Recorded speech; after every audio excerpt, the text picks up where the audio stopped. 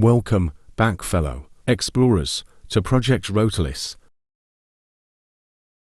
In this episode, we will see how the organisms on Rotolis adapt to newly adapted predators. Meet the Xenochordae. They changed a lot from their ancestors. The change was their long fin and large size. Their tail fin is used to achieve bursts of speed while feeding on the Brenophyta, and the size is useful in mating. They grow up to 1.5 foot long and live up to 5 years.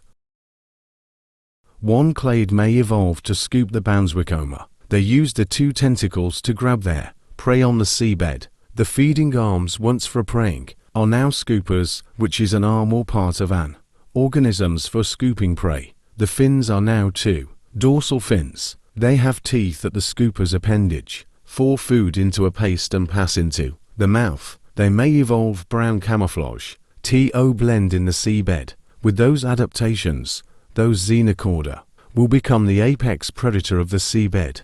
We will call them the Dinotalovrachidae. They grow up to 3 foot long and live up to 3.5 years. After they evolve, the Bounswicoma evolve to avoid them. They evolve a shield to protect them. This shield is from calcium oxide. Whenever a predator is detected, they retract their feeding arms from Dinotalovrachidae. They appear like uranium across the sea floor. This is called defensive mimicry. They also have filter-feeding appendages on their hairs to collect detritus. They will be defended against them. This will be called geraplasma. They grow up to 1 foot tall and live up to 11 years. The plants will be evolving too.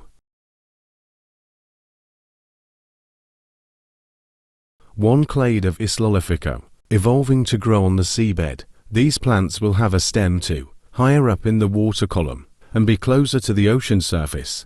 This will collect much sunlight as possible. This stem may evolve a holdfast anchor to the seabed. We will call these the Excelophygra. They grow up to 0.9 inches tall.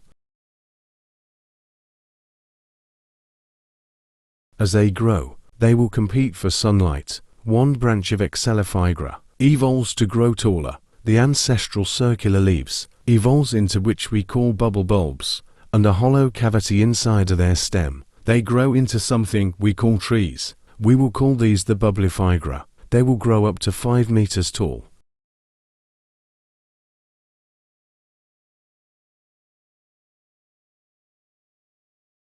They will do the opposite, growing shorter. The Stelliphgyla evolved to have their stem to be underground, with their leaves sticking out at the top. They also have a wider leaf to collect little sunlight as possible. They also evolved a darker pigment to collect much sunlight, so they cannot starve to death. The animals are starting to eating it. Perhaps a branch of Bounswicoma evolves to feed on these. They use their snail foot, flexing muscles on their underside to move across the seafloor. Their feeding tentacles are now muscular to pluck out the leaves of the Excelophygra. We will call these the Myovrachidae. They grow up to 3 feet long and live up to 15 years. As they evolve, the Dinotalovrachidae evolves in tandem. Another bract of Dinotalovracia evolves into a spear in its bottom jaw, using it to scoop up Myovrachidae off of the seabed. These animals evolve a powerful tail fin as they dig their bottom jaw to scoop up their prey. We will call these the Tyrannocyprachi. They grow up to 6 feet long and they live up to 24 years. One branch of Myovrachidae evolves to dig burrows. These animals will thin out, becoming long and slender. We will call these Xenomacridae. They grew up to 7 feet long and live up to 30 years. Let's venture up. As the Xenochordae population grow larger, the Zedipinae will start to go extinct. But before dying out, one branch of Zedipinae grew smaller, similar to krill. They will be small than they already are, and growing up to 4 centimeters long, and for reason they are considered zooplankton. We will call them the microdominae, and they live up to 3 Earth months. One branch of Xenochorda may evolve to feed them. These animals evolve into whale-like creatures, with a stiffy skeleton made of calcium, for extra support while swimming.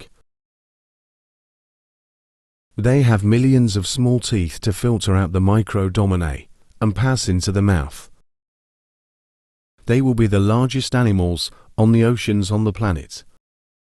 We will call them the Neophalianosoma. They grow up to 35 meters long and live up to 54 years. After the Xenophalianosoma, another branch of Xenochorda will feed them.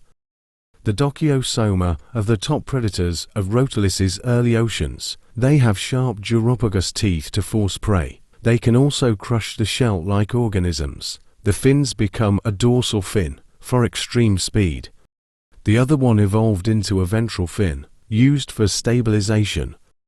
They also evolved a powerful tail fin. The tail fin of these animals are a lunate or crescent shape, which them to be the fastest swimmers of the oceans. They also have countershading and a skeleton.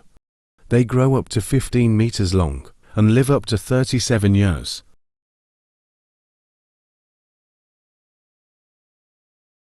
Next time we see the brown jungle and the uranium reefs.